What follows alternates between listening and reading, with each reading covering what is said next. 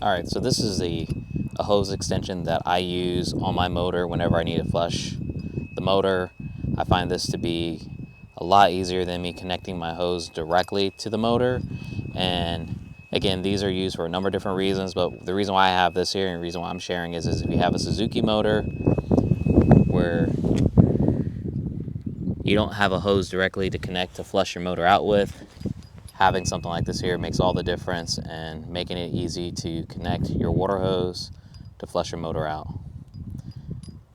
And this comes with a spring, but I took that off just because that allows it to not kink up, but that's not really an issue with what I'm doing and using it for.